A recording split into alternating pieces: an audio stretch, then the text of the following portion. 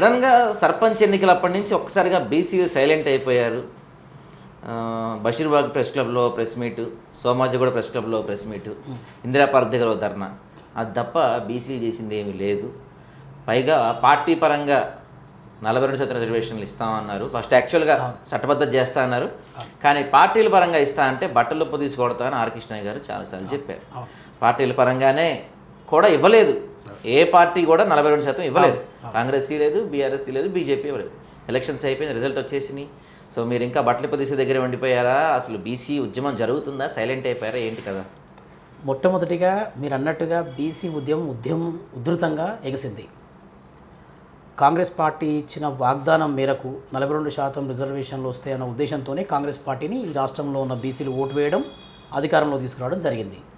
జరిగిన తర్వాత బీసీ ఉద్యమ 42% రిజర్వేషన్ల విషయం అంశానికి వచ్చేసరికి ఒక పార్టీ మరొక పార్టీ పైన నిపం నెట్టి బీసీలకు అందకుండానే చేశారు. ఇందులో నేను ఏ ఒక్క పార్టీని మెచ్చుకోవడం కానీ ఏ ఒక్క పార్టీని తప్పట్టడం కాదు. అన్ని రాజకీయ పార్టీలు, ఆధిపత్య కులాల చేతుల్లో ఉన్న ఈనాటి రాజకీయ పార్టీలన్నీ కూడా బీసీలను రాజ్యాధికారం ఎక్కడ రిజర్వేషన్లు వస్తే, ఎక్కడ 42% వస్తే వీళ్ళంతా రాజ్యాధికారంలోకి భాగమవుతారో అన్న ఉద్దేశంతో రాజ్యాధికారంలోకి రాకుండానే 42% రిజర్వేషన్లని రకరకాల కుట్రలతోటి అడ్డుకున్నారు. కానీ మీరు గమనిస్తే 42% రిజర్వేషన్కి సంబంధించి మొట్టమొదటి డిమాండ్ తెలంగాణలో కులగణన చేయాలని చెప్పేసి పోరాటాలు మొదలైనవి. డిమాండ్లకు అంగీకరించి కులగణన జరిగింది. కులగణన జరిగిన తర్వాత ఆ నివేదికలు అన్నిటి సవ్యంగా ఉండాలి, దానికి ఒక డెడికేటెడ్ కమిషన్ ఉండాలని చెప్పేసి గౌరవ ఎంపీ ఆర్ కృష్ణయ్య గారు కోర్టుకి వెళ్ళి కోర్టు ఆర్డర్ ద్వారా తెలంగాణ ప్రభుత్వాన్ని ఒప్పించారు.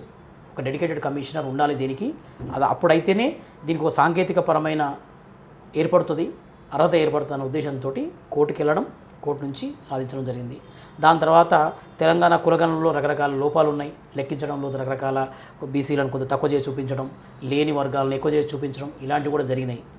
దాని తర్వాత 42% రిజర్వేషన్లు స్థానిక సంస్థల ఎలక్షన్లో ఎన్నికలలో రిజర్వేషన్లు ఇస్తామన్న కాంగ్రెసు బీసీలు అడగని విద్యా ఉద్యోగ రంగాలలో కూడా 42% యాడ్ చేసి మొత్తానికి దాన్ని ఒక మసిపూసి మారడికాయ చేసి ఆ బిల్లును తీసుకొచ్చి అసెంబ్లీలో ప్రవేశపెట్టారు.